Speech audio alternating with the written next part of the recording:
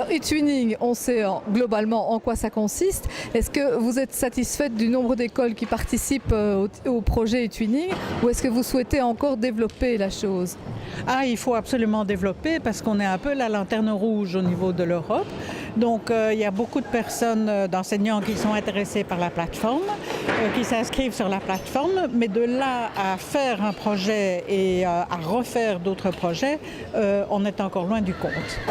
Qu'est-ce qui manque en fait pour que les enseignants soient vraiment partie prenante de ce genre de projet? Alors, beaucoup d'enseignants mettent en avant le temps, pas assez de temps, ou bien ça prend trop de temps. D'autres enseignants se plaignent de leur équipement en classe. Donc il y a encore, à l'heure actuelle, des écoles où la connexion Internet n'est pas suffisante et où il manque de PC.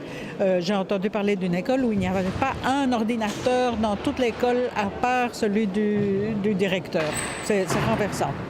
Et cela quel que soit le niveau d'enseignement? Oui, que ce soit dans le fondamental ou dans le secondaire, à Bruxelles ou en Wallonie, il y a des plaintes à ce niveau-là.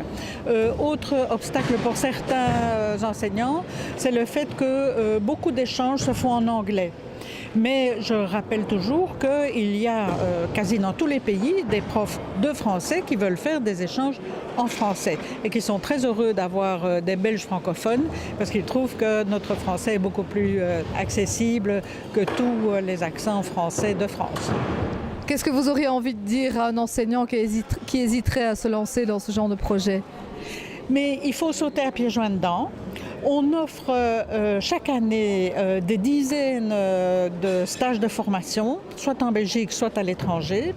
Et par exemple, quand ils suivent, c'est des formations très ramassées pour que ça n'empiète pas sur le temps de l'école, quand ils suivent une formation européenne, eh bien, ils ont la possibilité de trouver immédiatement des partenaires potentiels et avec ces partenaires potentiels, de lancer immédiatement leur projet.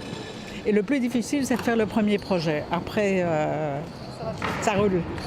Merci beaucoup. Je vous en prie.